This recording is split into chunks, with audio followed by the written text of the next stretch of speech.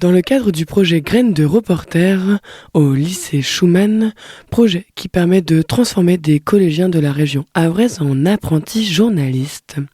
Nous partons à la rencontre de différents intervenants et nous commençons par un trio d'élèves de prépa. Nous sommes Adrien, Maxime, Elina. et nous sommes étudiants en prépa PTSI. On fait beaucoup de physique, beaucoup de maths, beaucoup de sciences de l'ingénieur. Donc on aime bricoler et vérifier que ça marche. Ok, et à propos du projet qui est aujourd'hui en place à Schumann, est-ce que vous pouvez nous en parler un petit peu plus, vous, votre action à l'intérieur ? le projet Graines de Rose, le but c'est qu'on donne l'accès à des jeunes pour qu'ils comprennent un peu mieux la presse. Dans notre cas, on est allé dans le collège d'à côté, le collège Vallès, et on leur a expliqué comment fonctionnait un article de presse et pourquoi pas comment en refaire un. Ok, et aujourd'hui il y a des interviews qui sont faites, du coup vous allez être interviewé si j'ai bien compris, il y a une espèce de... En effet, il y a les jeunes du collège Jules Vallès et d'autres collèges du Havre. On a interviewé différentes personnes au lycée Schumann, que ce soit des étudiants comme les gens de notre classe ou d'autres intervenants. On a par exemple des gens qui viennent de la centrale de Paluel, qui est une centrale EDF. Et leur but, c'est de travailler, de faire une interview, de pouvoir la mener, un peu comme votre travail aujourd'hui.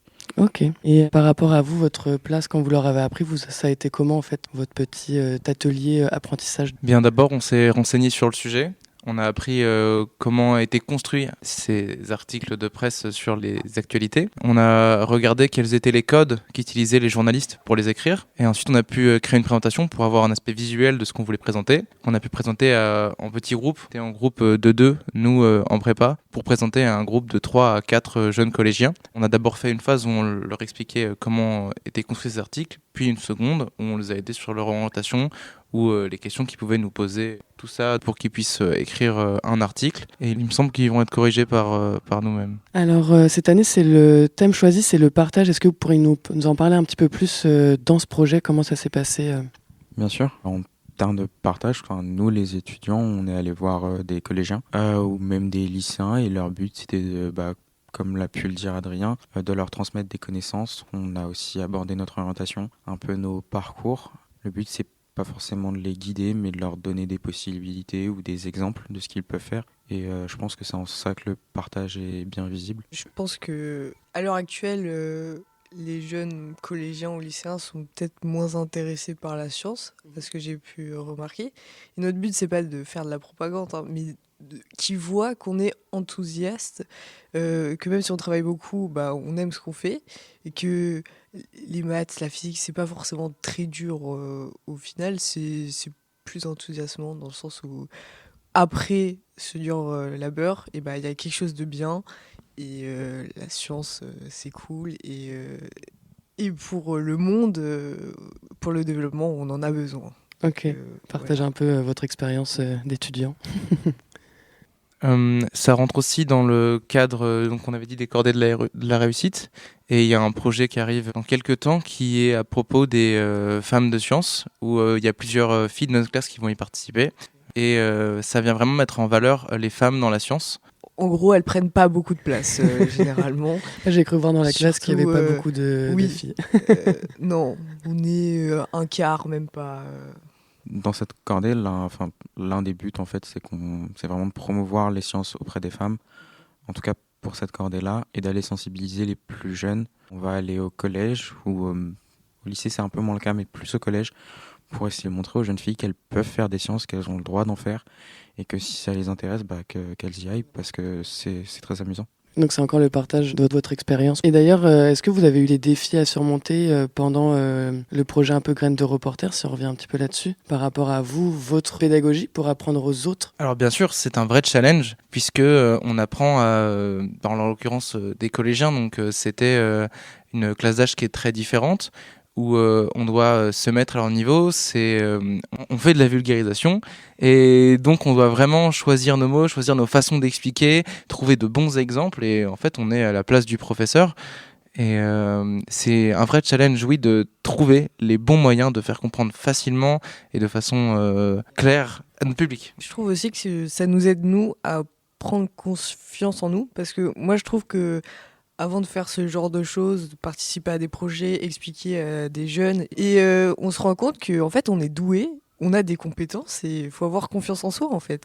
Plus que ça, je pense que c'est aussi une partie de notre formation. Pouvoir expliquer à quelqu'un d'autre quelque chose qu'on a compris, c'est une forme de compréhension aussi, peut-être légèrement supérieure à juste l'avoir compris. Et oui, ça nous permet de soit transmettre des compétences, soit transmettre simplement le besoin auquel on veut répondre.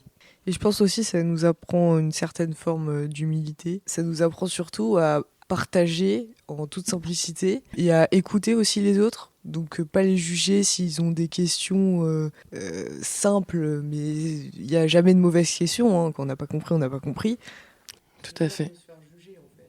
Donc ce que vous avez appris en général, c'est un peu la pédagogie entre nous. C'est ça, et le partage. Donc, trop chouette. Ça va, parce que ça marche dans les deux sens. C'est dans le thème du coup. Et étant donné que nous sommes nombreux à avoir appris ça, ça fait qu'on est aussi nombreux à être nos propres professeurs. Eh bien, merci à vous trois pour votre partage d'expérience au sein du projet Graines de Reporter. Maintenant, nous allons à la rencontre de Claire qui, elle, s'est fait interviewer par les collégiens. Elle va nous parler de son association ainsi que les défis qu'elle a rencontrés aujourd'hui. Alors du coup, moi, c'est Claire Vépierre. Je suis en ancienne étudiante en fait du lycée Schumann. Et donc le concept de Graines de Reporter, je connais très bien. J'ai été à cette place-là il y a quelques années. Et ça fait très étrange de se retrouver derrière du coup je comprends. La barrière.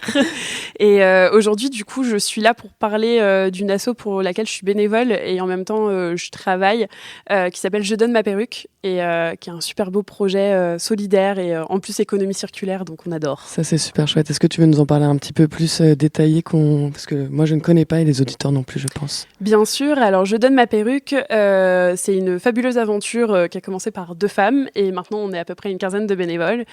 Elle a 10 ans. Maintenant, l'asso.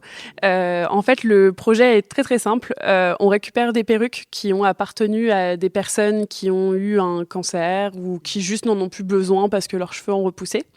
Et en fait, on les récupère, on les remet à neuf et en fait, on les redonne gratuitement via notre site internet. Donc déjà, de 1, c'est éco-responsable et de 2, ça permet à des personnes qui n'ont pas accès aux perruques qu'elles aimeraient parce que ça a un coût et tout n'est pas remboursé par la sécurité sociale d'avoir une perruque qui leur plaît et de se sentir bien dans leur peau. Voilà. C'est beau, c'est un très beau projet.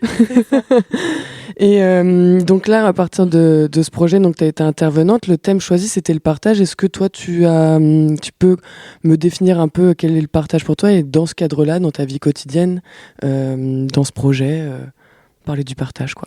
Ok, alors pour moi, le partage, c'est vraiment un mot qui est un peu central, je trouve, en tant qu'humain.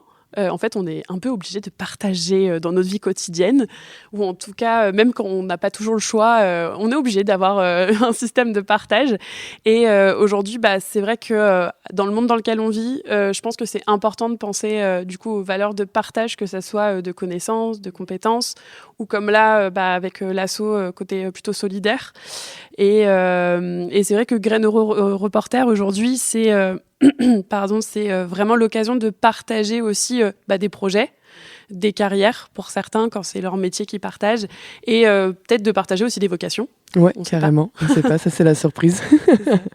Et est-ce que tu as eu des défis aujourd'hui un peu en étant interviewé par les jeunes, de revenir aussi ici comment ça s'est passé un peu pour toi? Alors, je dirais que le défi, c'est vraiment d'essayer de transmettre de la façon la plus simple possible. En fait, de les aider un petit peu à prémâcher leur article, à leur donner les éléments importants sans trop d'éléments de langage galvaudés, parce que c'est vrai que des fois nous on est à fond dans notre domaine et en fait on sort plein de mots et que eux ont pas du tout le sens et voilà, et d'essayer de faire les choses simplement et en fait faire les choses simplement, je pense que c'est ça aussi le partage. Ouais, carrément, je suis tout à fait d'accord. Et ça t'a appris toi quelque chose aujourd'hui de venir à la rencontre des jeunes, qui est cool. De retravailler mon esprit synthétique, déjà c'est pas mal. Ouais, c'est déjà pas mal. Et puis encore une fois d'être aussi dans la transmission de ce que c'est aussi l'économie solidaire, le fait d'aider aussi des personnes qui sont dans le besoin, que ça soit via une asso ou même dans le quotidien, c'est bête, mais